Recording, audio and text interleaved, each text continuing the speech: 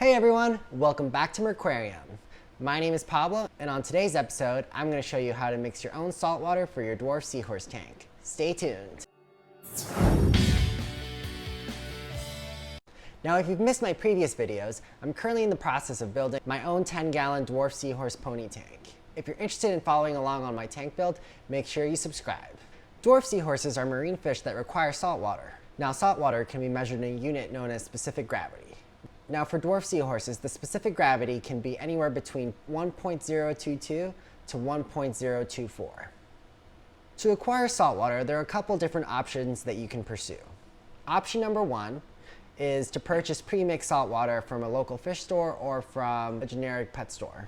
While this method is going to save you a lot of time, it's going to be way more expensive down the road, and you're probably going to have to dilute the water with some RODI water anyway. In any case, you should still test your pre-mixed saltwater with a refractometer before adding it into your tank. Option number two is to mix your own saltwater. While this will require a more expensive initial investment, it'll save you more money down the line. Mixing your own saltwater will require you to use an RODI filter unit and have marine salts on hand. The biggest con for this option is that depending on the RODI unit you have, the output of clean water can take a couple hours to accumulate, and there's a lot of excess water that is just wasted. If you don't want to forgo the RODI unit, you can always purchase RODI water from your local fish store and then add it to your own salt at home. There is a third option, which involves using natural seawater for those of us that live near the ocean. However, I personally do not think the convenience of this outweighs the risks of introducing unwanted critters or hydroids into your sterile tank. In addition, there is no way of controlling any contamination or pollutants that go into your tank with this option. Alright you guys, so for this particular video, I'm going to show you guys how to mix your own salt water using an RODI unit and then marine salt. This is my preferred method because it gives me the most control in setting the salinity in my aquarium, and it also allows me to make sure that there aren't any pests or pollutants in my water. I bought my RODI unit from Bulk Reef Supply. It's a 7-stage filtration unit. It removes impurities from the water such as ammonia, phosphates, chlorine, and CO2. The unit will be able to clean my water down to 0 TDS. TDS stands for total dissolved solvents. Mixing salt with 0 TDS water will ensure that your tank is set up for success.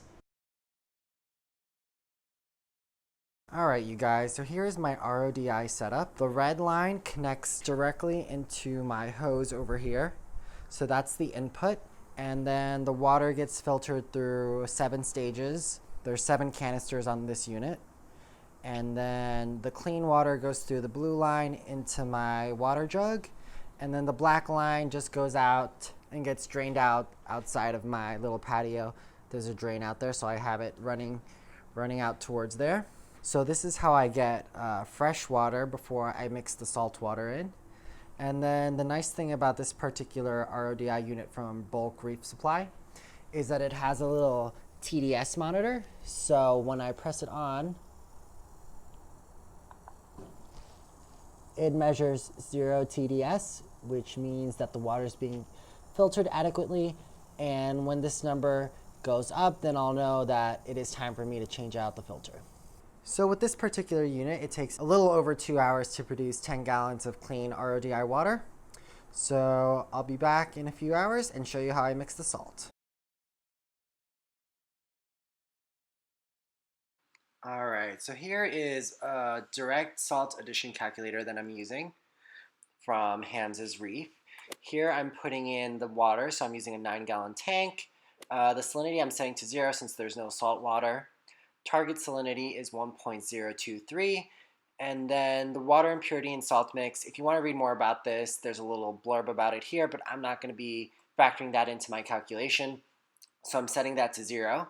You press calculate, and it'll give you a value in pounds. You can change this to a different setting, but I'm just going to keep it to pounds, and then I'm going to use a different calculator to convert from pounds into ounces, since the little scale that I'm using measures in ounces. So for me, I'm going to be needing 37.76 ounces of salt mix.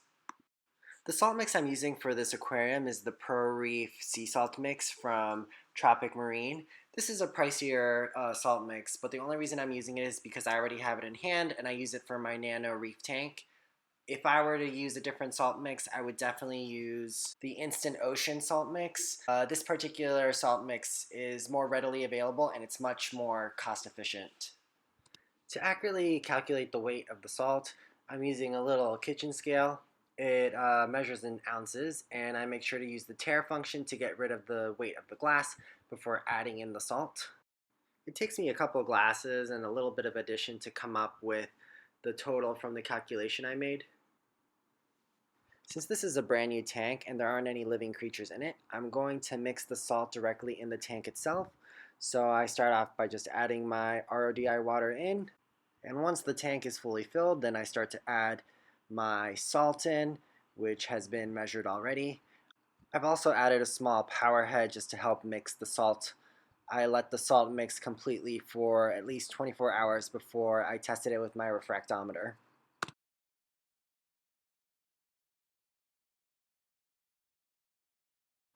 The next morning, I used my refractometer to measure the salinity in the aquarium.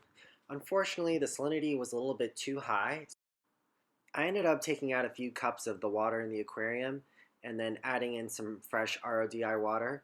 By the end of this entire process, I ended up with the desired salinity level of 1.023 specific gravity.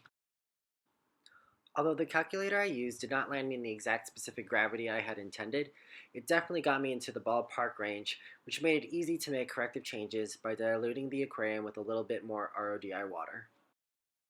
Alright you guys, it's late over here, but before I finish up this video, I just wanted to really emphasize that dwarf seahorses are very delicate little creatures, and in order to have success keeping them as a hobbyist, you need to have the most optimal water quality parameters that you can achieve. And this all begins with the salinity of the aquarium.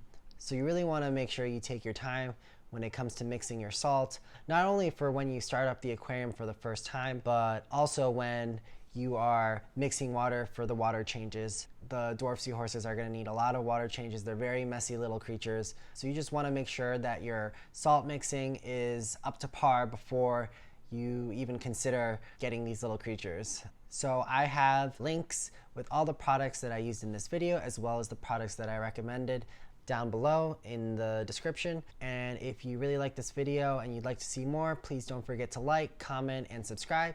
And I will see you guys next time.